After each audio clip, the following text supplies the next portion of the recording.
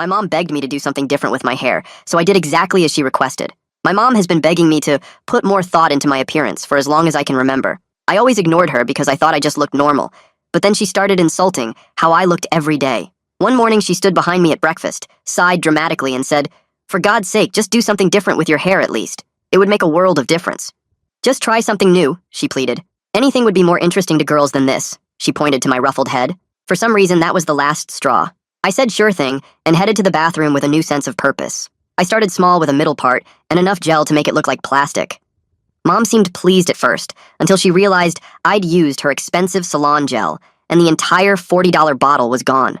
"It takes product to make changes," I reminded her when she found the empty container. She had to explain to her hairdresser why she needed more gel after one day, and the woman judged her hard for letting her teenage son waste professional products.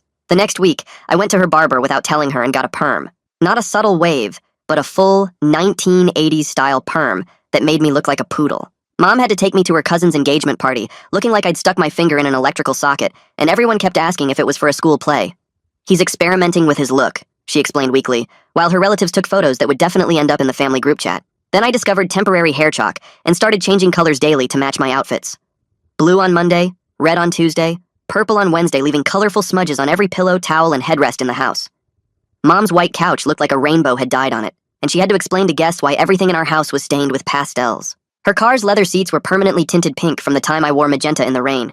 I showed up to her office when she forgot her lunch, sporting tiny braids with ribbon woven through them that I'd spent 6 hours creating.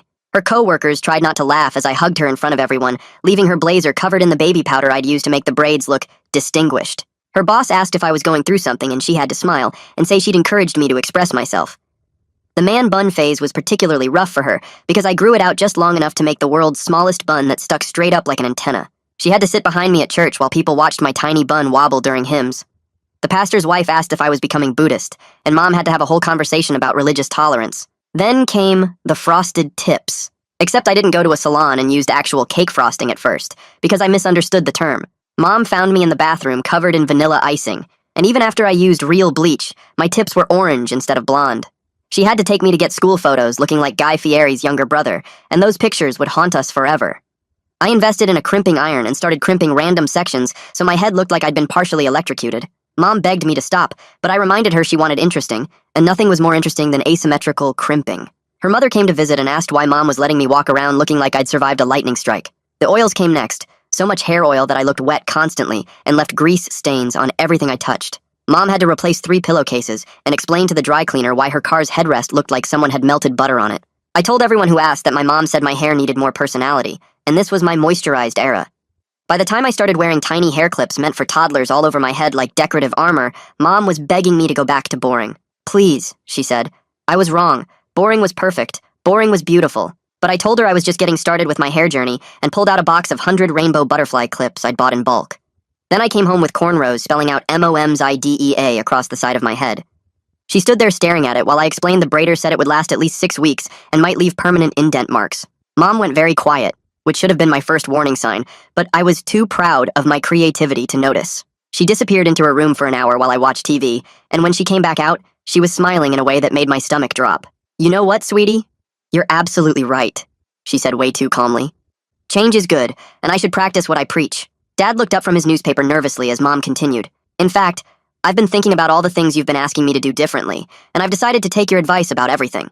I suddenly remembered every time I'd complained about her cooking the same meals, her wearing mom jeans, her playing music too quietly in the car, her being too careful about everything, and the color drained from my face as her smile got wider. "Starting tomorrow, I'm going to be a completely different mom, just like you've always wanted me to be." I stood there frozen, while Mom's smile got even wider and she started counting on her fingers.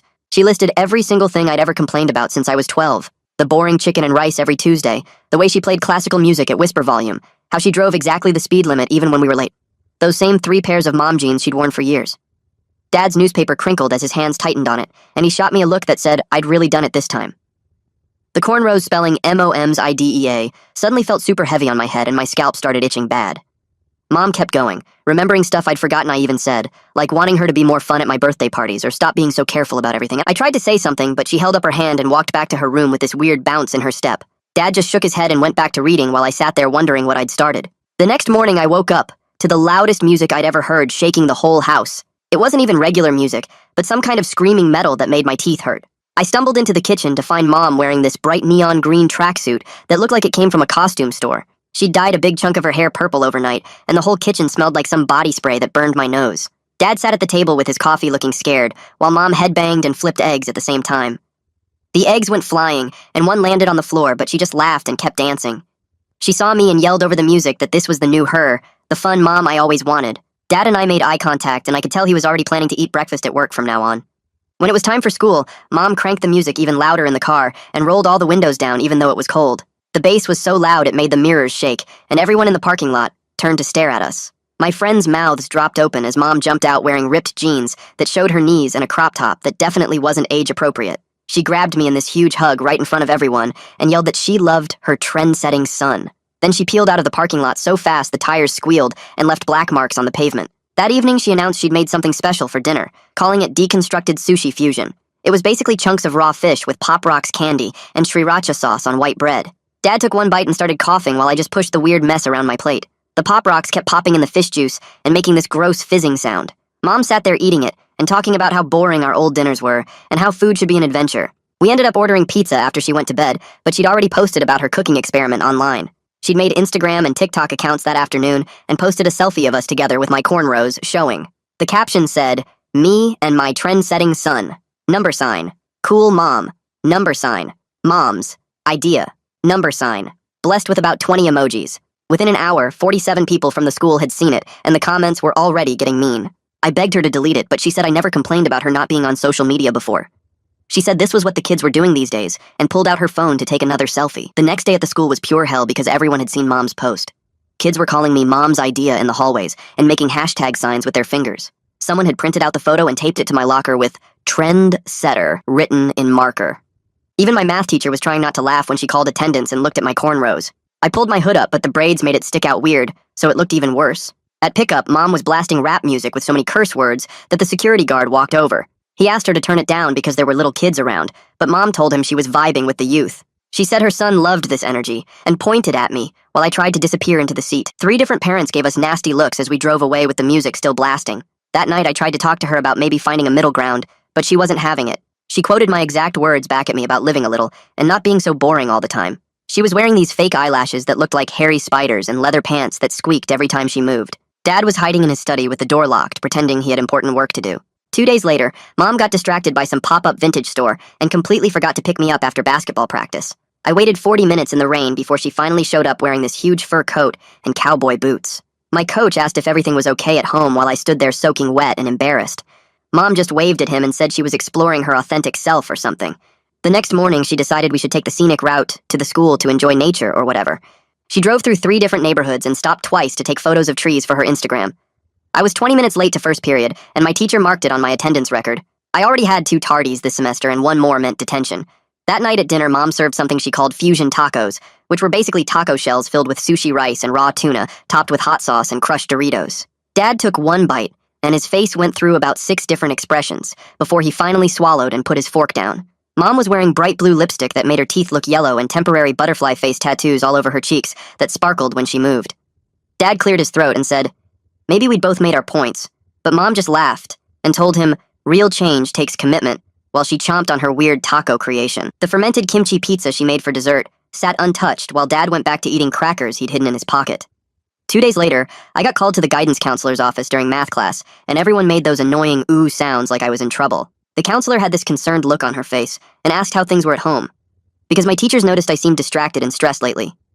I didn't know where to start, so I just sat there picking at the cornrows, which were starting to itch really bad. She scheduled a follow-up meeting for next week and said my parents might want to attend, which made my stomach drop because I knew exactly how Mom would show up.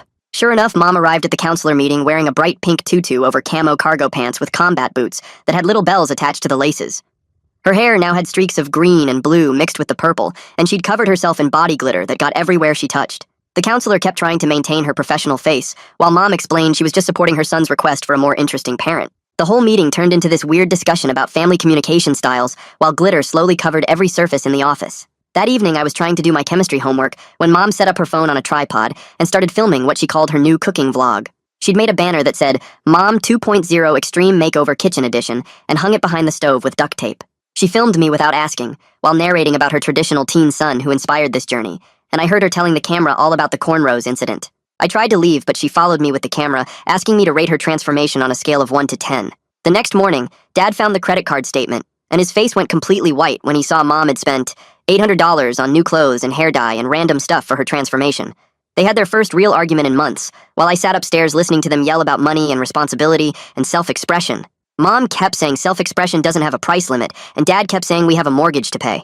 I felt sick knowing I'd started this whole mess just because I wanted to be petty about my hair. Later that week, our neighbor left a note taped to our door about the noise levels, especially the death metal music Mom played every morning at 6 a.m. Mom taped the note to the fridge like it was some kind of award, but I saw her looking at it later with this embarrassed expression. The next morning, she turned the music down just a tiny bit, but it was still loud enough to rattle the windows. Friday afternoon, Mom announced we were taking a spontaneous road trip to some music festival 3 hours away this weekend. I tried to explain I had a group project due Monday for history class and basketball semifinals on Saturday, but she said I needed to learn to be more spontaneous. She was literally using my own words against me from all the times I'd complained about her being too careful and boring.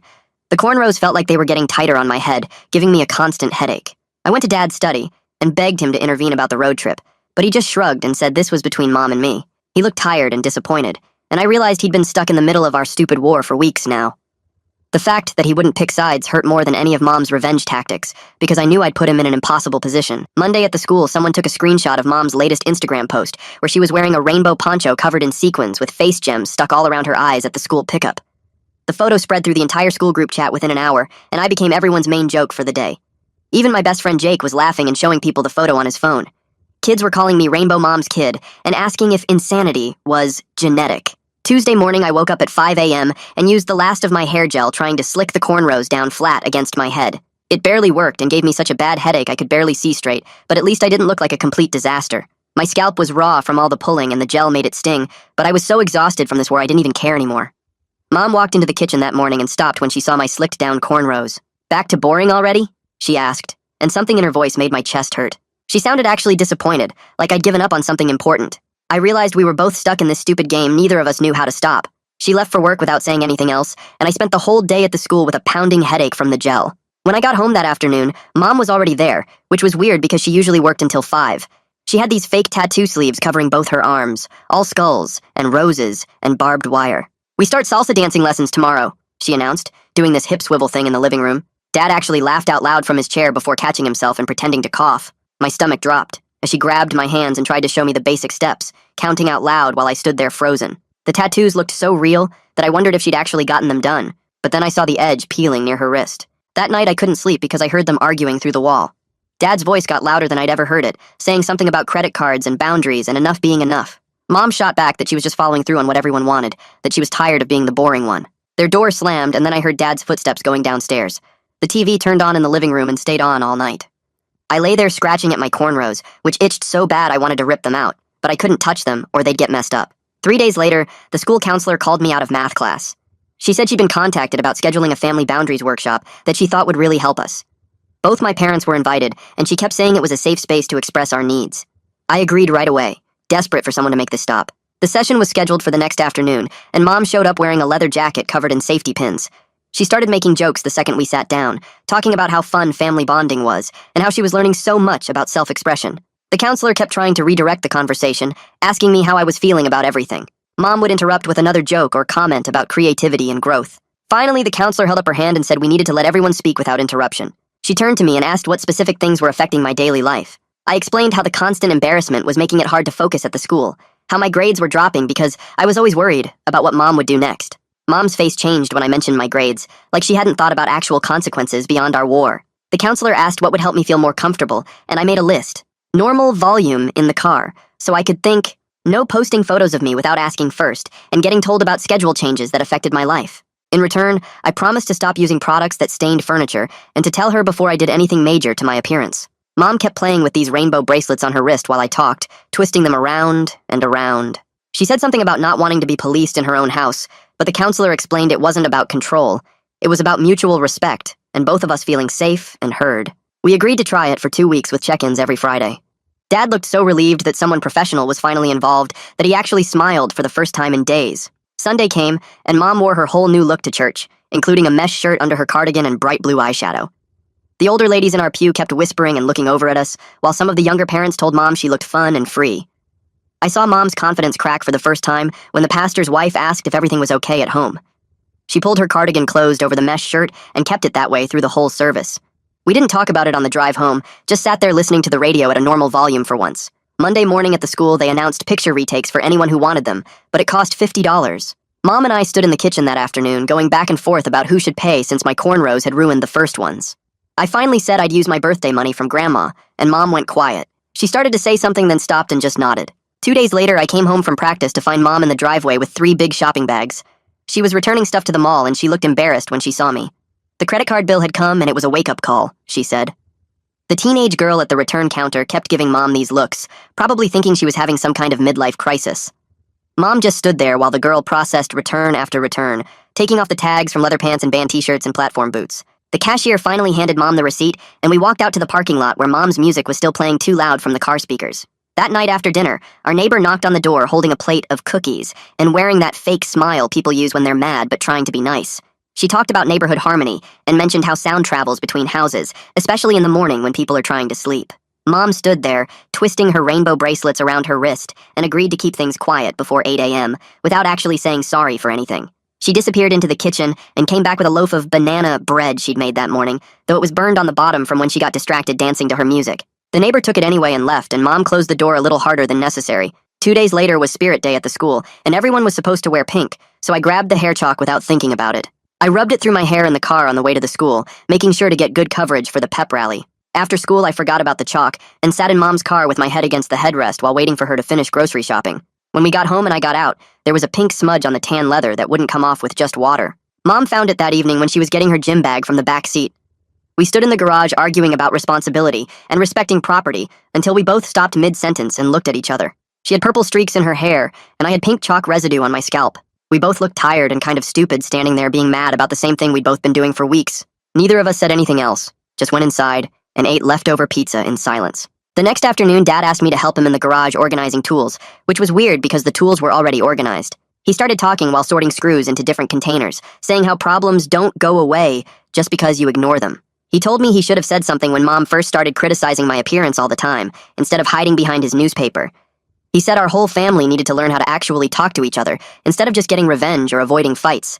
I helped him sort nails into sizes while thinking about how this was the most Dad had talked to me in months. 3 days later, Mom came home from work and went straight to her room without saying hi. Dad told me later that her boss had called her into his office because someone from our church had mentioned her new look to someone who worked at Mom's company. The boss had talked about maintaining professional standards even outside of work hours and how employees represent the company wherever they go. Mom stayed in her room most of the evening and only came out to make a sandwich, keeping her head down and not making eye contact with anyone. That weekend, I found a tutorial online about removing stains from leather car seats and spent an hour working on the pink mark with special cleaner and a soft brush. I left the supplies on the kitchen counter where Mom would see them, with the receipt showing I'd used my own money. Later that night, I went through my social media and deleted 3 posts making fun of parents trying to be cool, even though they'd gotten a lot of likes. It wasn't some big gesture or apology, but it was something. Mom made an appointment with the counselor for the following Tuesday to create what she called a formal agreement about boundaries. She showed up wearing normal jeans and a regular sweater for the first time in weeks, though she kept the purple streak in her hair, which actually looked kind of good on her. The counselor had us each write down what we needed to feel comfortable at home, then helped us combine the lists into one document. We spent an hour going back and forth about specific words and situations, with the counselor keeping us focused on solutions instead of complaints. By the end, we had a real contract with actual terms we both agreed to. I could experiment with my hair on weekends using products that didn't stain. Mom would keep music at normal volumes and ask before posting any pictures of me online, and we'd create a shared fund for cleaning supplies and damage control. The counselor made 3 copies on her printer, one for each of us, and one for her files, and we all signed them like it was a business deal. The first week of our agreement had some mistakes, but nothing major. Mom posted one Instagram story of our family dinner before remembering to ask me first, and I got green chalk on one of the good bathroom towels when I was rushing to get ready for a school dance. We handled both things calmly, though, with Mom deleting the post right away and me switching to using the old towels we kept under the sink. Dad said we were both growing up, which was his way of saying he was proud of us for not turning it into another fight. 2 weeks later, I had an interview at the mall food court for a weekend job and needed to look normal. Mom actually sat with me at the computer, looking up hair products that would work but wouldn't damage furniture or leave stains on everything. We spent an hour reading reviews together, and she only made 2 jokes about my boring era returning. I got the job, probably because I looked like a normal person for once instead of someone who'd escaped from a hair experiment lab. Dad went to the auto store and bought a nice seat cover that matched the car's interior to hide the remaining stains we couldn't get out. Mom and I split the cost of it. $30 each, which seemed fair since we'd both contributed to the damage. The car smelled better too, since the cover absorbed some of the leftover teen body spray smell that had soaked into everything. 3 days later, the school called about my detention for being late too many times, and Mom had to drive me there on Saturday morning without saying a single word the whole ride. The detention room was full of kids on their phones while the teacher read a book at the front desk, and I actually got through most of my math homework that had been piling up for weeks. Mom picked me up afterward, and we stopped for drive-through burgers, which we ate in the parking lot, still not talking, but it wasn't angry silence anymore. Just tired. Quiet. That night was Dad's birthday dinner, and Mom took a normal picture of us at the restaurant with everyone smiling like regular people and posted it to her Instagram without any crazy filters or weird captions. The comments from relatives were confused, but mostly relieved, and I saw my aunt save screenshots of all the wild photos from the past few weeks, which would definitely come back to haunt us at family gatherings. Later that night, I stared at my ceiling and realized I actually liked some of the attention from my crazy hair, even when people were laughing at me because at least they noticed me instead of walking past like I was invisible. The next morning, Mom asked if I wanted to go grocery shopping with her, and during the drive, she started talking about how she'd felt invisible her whole life, and my comment about her being boring had hit something deep that made her go crazy trying to be seen. We drove for 20 minutes while she explained how being extra was better than disappearing. And I understood because I'd felt the same way with my hair experiments, even though we'd both taken it way too far. 2 days later, we walked into a normal hair salon together and told the stylist we needed help finding looks that worked without destroying our house or our reputations. The woman spent an hour teaching us about products that wouldn't stain and showing Mom how highlights could look good without being crazy while giving me a cut that was interesting but not insane. We bought proper supplies and set up a station in the bathroom with old towels and a plastic bin and special products that cost more but didn't ruin everything they touched. Mom found washable couch covers online, and we accepted that some stains were permanent, but at least now we had a system that worked for our weird family. About 5 weeks after the whole cornrows incident, our house had finally found its rhythm with Mom playing music at normal volumes and me using hair products responsibly, and Dad actually joining conversations instead of hiding behind his newspaper. The cornrows had been gone for a week, leaving my scalp tender and itchy, but finally normal, while Mom kept just the purple streak, which actually looked pretty good on her. We could laugh about some of the crazier moments. Now, though, we both cringed at certain photos, and we'd figured out that actually saying what we needed worked way better than this whole revenge war we'd been fighting. All right, that's a wrap for today. Really appreciate you letting me just wonder about things with you all. It's always a good time. Until we cross paths again, subscribe for more content like this.